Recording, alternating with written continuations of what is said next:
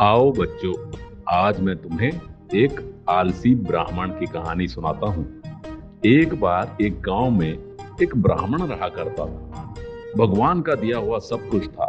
बच्चे थे, सुशील और सुंदर बीवी थी। बहुत खुश था, लेकिन वो कभी भी काम पर नहीं जाता। बहुत ही आलसी था। उसकी बीवी ने उसे बहुत बार समझाया, कि कुछ काम किया करो। लेकिन वो हमेशा टाल जाता। बोलता, काम करने की क्या आवश्यकता है, हमारे पास सब कुछ तो है। बीवी उससे बहुत परेशान रहती थी। एक बार एक साधु महाराज उनके घर पर आए, तो उन दोनों ने साधु महाराज का बहुत सत्कार किया। साधु महाराज इससे बहुत खुश हुए और जाते जाते उन्होंने ब्राह्मण से कोई वरदान मांगने को बोला। ब्राह्मण की तो जैसे मन की इच्छा पूरी हो गई हो, बहुत खुश हुआ।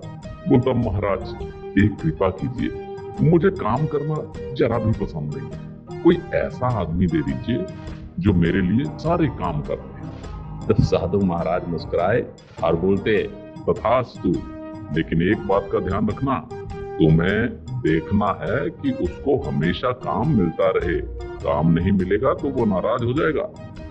ब्राह्मण बोला, कोई बात नहीं महाराज, आप तो बस वरदान दे दीजिए। तो साधु महाराज उसे तथास्तु कहकर वहां से चले गए। साधु महाराज के जाते ही वहां पर एक बड़ा सा राक्षस नुमा जिन आ गया और वो ब्राह्मण से बोला, मालिक बताइए मेरे लिए क्या काम है। ब्राह्मण बड़ा खुश हुआ, बोला, जाओ खेत में पानी देकर आ जाओ। जिन वहां से चला गया और ब्राह्मण मन ही मन बहुत खुश हुआ। वाह, अब मुझे कोई काम करने की आवश्यकता नहीं।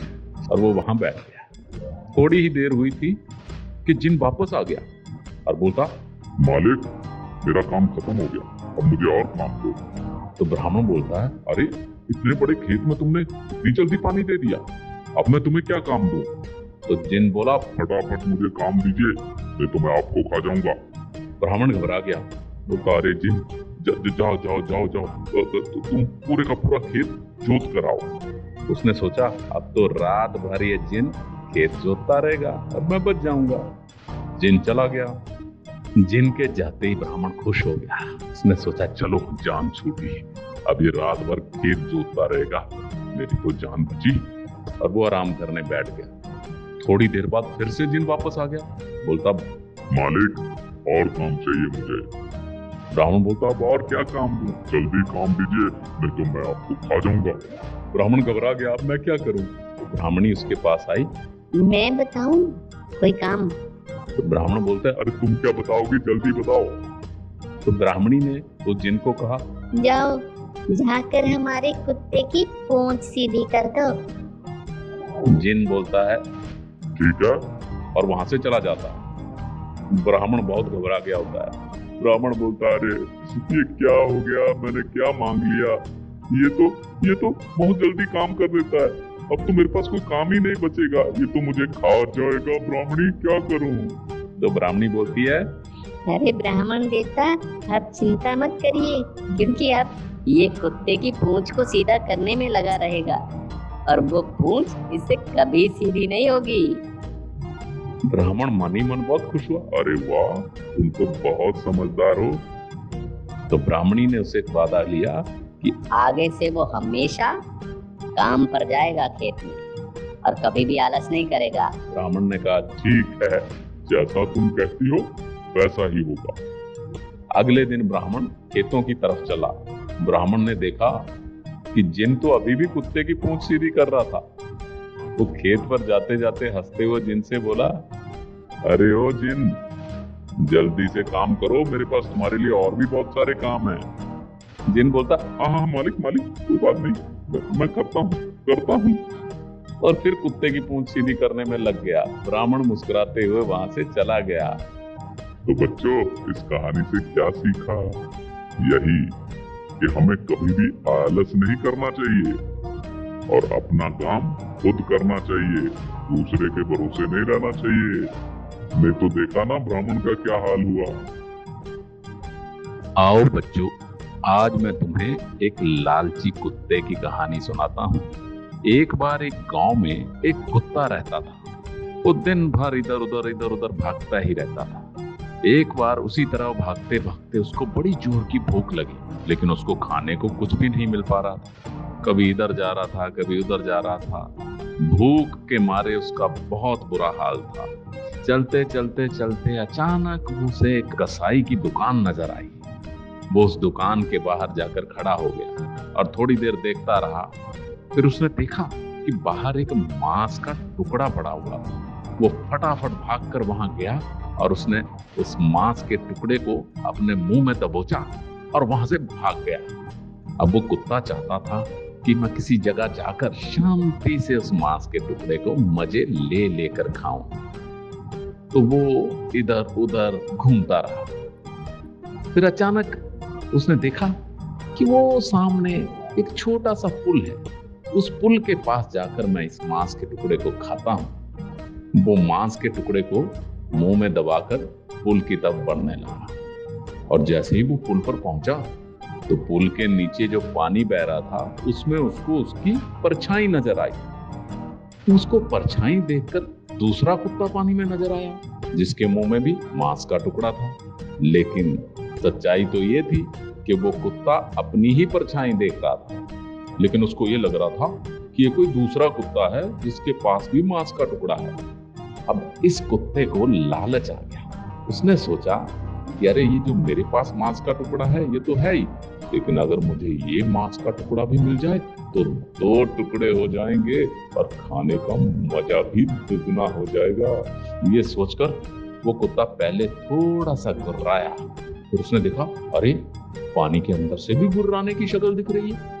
उसको गुस्सा आ गया और वो जोर से भौंका। उसके भौंकते ही जो उसके मुंह के अंदर मांस का टुकड़ा था वो पानी के अंदर गिर गया। अब कुत्ते को समझ आया अरे ये तो मेरी परछाई थी, ये मैंने क्या कर दिया। अरे जो मेरे मुंह में आया हुआ मांस का टुकड़ा था वो भी मैंने खो दिया। ये मैंने क्या कर दिया। लेकिन अब पछताने से क्या होता। कुत्ता अपना मुंह लटकाकर वापस अपने गांव की तरफ चल दिया। तो बच्चों, इससे हमें क्या सीख मिलती है? यही कि कभी लालच नहीं करना चाहिए। देखा ना कुत्ते का क्या हाल हुआ। लालच बहुत बुरी बला है। लालच से हमेशा बचना चाहिए और कभी भी लालच नहीं करना चाहिए। जो मिला है उससे संतुष्ट रहना चाहिए। आओ बच्चों, आज मैं तुम्हें एक कबूतरों के जोड़े और एक शिकारी की कहानी सुनाता हूँ। एक गांव में एक बहुत ही निर्दयी किस्म का शिकारी रहता था। वो कभी भी कहीं भी किसी भी जानवर के पीछे पड़ जाता, पक्षी के पीछे पड़ जाता और उसे मार डालता। अगर उसे आवश्यकता नहीं भी है तो भी वो उनका शिकार करने निकल जाता था। सब लोग उससे परेशान थे, लेकिन उसे ये सब करने में बहुत मजा आता था। इसी तरह एक बार वो शिकारी जंगल में गया तो वहां पर उसे एक कबूतरी दिखी। उसने अपना जाल फेंका और उस कबूतरी को पकड़ लिया। अरे वाह, अब आ गई मेरे हाथ में ये कबूतरी। अब इसे मैं तड़पा तड़पा के मारूंगा। ये कह के वो उसको अपने साथ लेकर जाने लगा। तभी जंगल में अचानक बादल गरजे और बरसात शुरू होने लग गई और उस शिकारी को लगा कि उसे कहीं देखना चाहिए कहां वो छुप सकता है इस बारिश से बचने के लिए। वो जाता है और अचानक उसको एक बड़ा सा पेड़ दिखता है जिसमें एक बोल बना हुआ था, बड़ा सा छेद था। वो उस बोल की तरफ जाता है और वो जाने से पहले सोचता है इस पेड़ के खोल में जो भी कोई रहता होगा, चाहे वो पक्षी हो, प्राणी हो या जानवर हो, मैं उसका एहसान कभी नहीं चुका पाऊंगा। मुझे आज तो वहां जाना ही होगा। वो चला जाता है, लेकिन वो जो खोल होता है वो एक कबूतर का होता है। और बच्चों, ये कबूतर वही होता है जिसकी कबूतरी को इस शिकारी ने पकड़ लिया था। कबूतरी को देखकर कबूतर हैरान रह जाता है, क्योंकि उससे पहले वो बहुत विलाप कर रहा होता है, बहुत दुखी था कि मेरी कबूतरी रह कहां गई, उसे कोई पकड़ के तो नहीं ले गया। लेकिन जैसे ही वो कबूतरी को देखता है बहुत खुश हो जाता है। लेकिन कबूतरी उसको कहती है कि प्रिय, मुझे तो इस व्याध ने पकड़ा हुआ है, अब ये मुझे मार डालेगा, लेकिन तुम अपना अतिथि सत्कार करने के भाव को कभी जाने मत देना। इसकी खातिरदारी करो, क्योंकि वही हमारा कार्य है, वही हमारा कर्म है। कबूतर भी बहुत अच्छा पक्षी था। उसने उस शिकारी से पूछा कि भैया तुम्हें क्या मुश्किल है, क्या चाहते हो? वो कहता है, मुझे आज की रात यहाँ रुकना पड़ेगा और साथ में कुछ खाने को मिल जाता तो बहुत बढ़िया हो जाता कबूतर। तो कबूतर उसे कहता है, भैया तुम रुक तो जाओ, अब कुछ खाने के लिए मैं बंदोबस्त करता हूँ। लेकिन वहां पे खाने के लिए कुछ था ही नहीं उसके पास। तो कबूतर वहां पे लकड़ियां इकट्ठी करके आग जलाता है, जिसमें वो शिकारी सेकने लगता है और कबूतर का धन्यवाद करता है। अरे बहुत बहुत धन्यवाद कबूतर भाई, तुमने तो मेरी सारी ठंड भगा दी। अब खाने का बंदोबस्त हो जाए तो मजा आ जाए। तभी कबूतर इधर उधर देखता है, कबूतरी की तरफ देखता है और उसको इशारे से कहता है, मुझे अतिथि भाव तो निभाना ही पड़ेगा। और वो उस शिकारी की भूख मिटाने के लिए खुद ही उस आग में कूद जाता है और जल जाता है। ये देखकर वो शिकारी हैरान हो जाता है और बोलता, अरे अरे ये क्या कर रहे हो? लेकिन तब तक कबूतर कूद चुका होता है। अब शिकारी अपना सर पकड़कर वहां बैठता है। ओह, ये कबूतर कैसा था! मैं इन जानवरों, इन कबूतरों की जान लेता रहता हूँ और इसने मेरी भूख मिटाने के लिए अपने आप को मिटा डाला। वो दुखी होता है। उधर वो कबूतरी को छोड़ देता है, बोलता है, मुझे माफ करना, मैंने आज तक सभी जानवरों से बहुत बदसलूकी की। तुम जाओ, तुम आजाद हो। लेकिन कबूतरी अपने जलते हुए पति को देखती है और सोचती है, अब मैं जीकर क्या करूंगी, मेरा तो सब कुछ खत्म हो गया। और वो भी उसी का आग में कूद जाती है। अब तो शिकारी को बहुत ही अपने ऊपर गुस्सा आता है। वो अपना सर नोचता है, चीखता है, ओह ये मैंने क्या कर दिया! मेरी वजह से 2 बेचारे निर्दोष पक्षी मारे गए। आज तक मैंने इतने पक्षियों को, इतने जानवरों को खत्म किया। भगवान मुझे कभी माफ नहीं करता। वो बहुत पछताता है, बहुत रोता है। लेकिन कहते हैं ना, अब पछताए क्या हो जब चिड़िया चुग गई खेत। तो बच्चों, इस कहानी से क्या सीखें? अपने आचरण को हमेशा अच्छा रखना चाहिए, किसी को दुख नहीं देना चाहिए, किसी को तंग नहीं करना चाहिए, क्योंकि कभी ना कभी वो आपके काम आ सकता है। और जब वो आपके काम आएगा तो आपको अपने किए पे पछतावा हो सकता है।